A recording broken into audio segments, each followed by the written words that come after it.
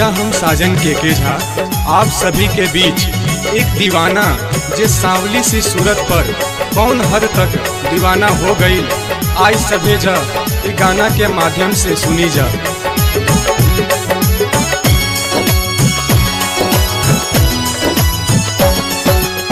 सांवली सूरत पर गोरी दिल दीवाना हो गई। सांवली सूरत पर गोरी दिल दीवाना हो गई।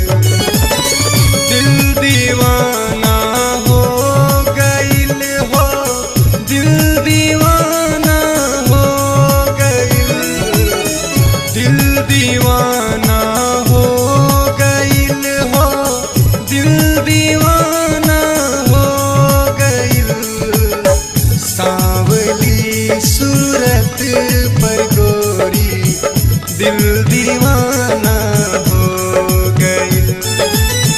सांवली सूरत पर गोरी दिल दीवाना हो गई।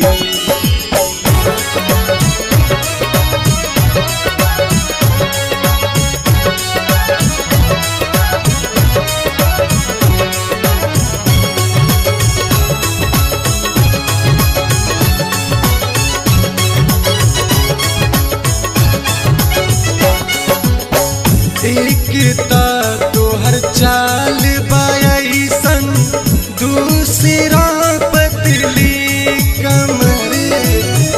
एकता तोहर चाल बायसन, दूसरा पतली कमर। तीसरा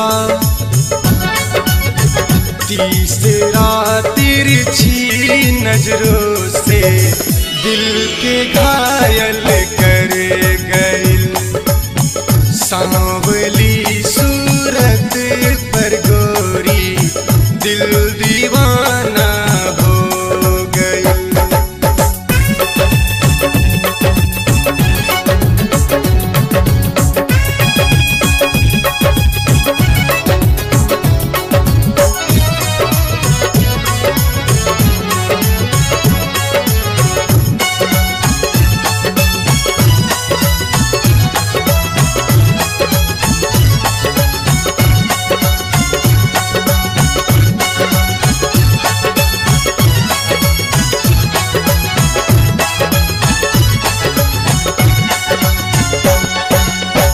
एकता तोहर चढ़ल जवानी, दूसरा ई गोर बदन।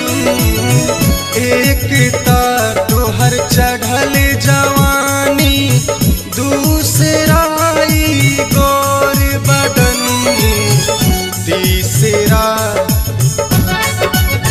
तीसरा तू हमाल टनाटन दिल दीवाना हो गई। सांवली सूरत पर गोरी दिल दीवाना हो गई।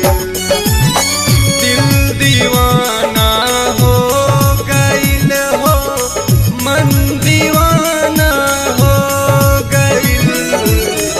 दिल दीवाना हो गई हो, मन दीवाना हो गई।